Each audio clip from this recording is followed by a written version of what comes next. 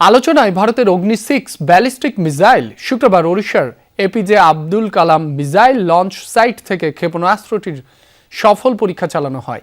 10,000 কিলোমিটারেরও বেশি রেঞ্জের এই মিসাইলে রয়েছে MIRV প্রযুক্তি, যার মাধ্যমে একাধিক টার্গেটে হামলা চালানো সম্ভব।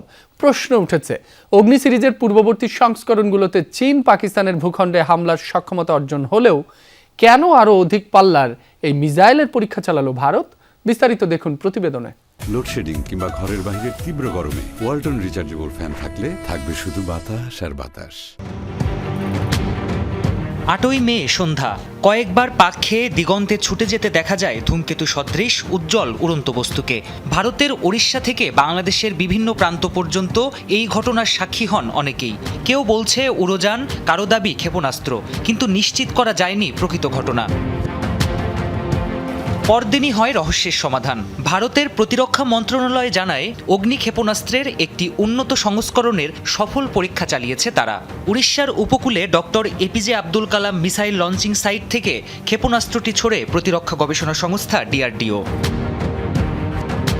ভারতের বিভিন্ন গণমাধ্যম বলছে এটি ছিল অগ্নি-6 ব্যালিস্টিক ক্ষেপণাস্ত্রের সফল পরীক্ষামূলক উৎক্ষেপণ। কিছুদিন আগেই DRDO চেয়ারম্যান সমীর ভি কামাতো জানিয়েছিলেন, অগ্নি-6 মিসাইলের পরীক্ষা চালাতে সরকারের অনুমতির অপেক্ষায় রয়েছে তারা। অগ্নি-6 ব্যালিস্টিক ক্ষেপণাস্ত্রের পাল্লা 10,000 কিলোমিটারেরও বেশি বলে ধারণা করা হচ্ছে। ফলে চীন পাকিস্তানকে ছাড়িয়ে আরও দূরের লক্ষ্যবস্তুতে আঘাত হানার সক্ষমতা তৈরি হলো ভারতের। পাশাপাশি পাল্লা বেশি হওয়ায় সীমান্ত থেকে আরও বেশি দূরে মোতায়েন করা যাবে এই মিসাইল। কৌশলগত সুবিধা পাবে দেশটির সেনাবাহিনী। সবচেয়ে বেশি আলোচনায় এর MIRV প্রযুক্তি।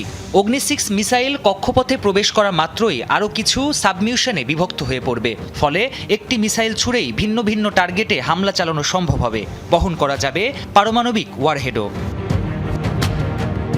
যুক্তরাষ্ট্র, রাশিয়া আর চীনের মতো হাতে গোনা কয়েকটি দেশের কাছেই আছে এই MIRV প্রযুক্তি সংযুক্ত ক্ষেপণাস্ত্র। প্রাণপ্রতিম কুণ্ডু, যমুনা নিউজ।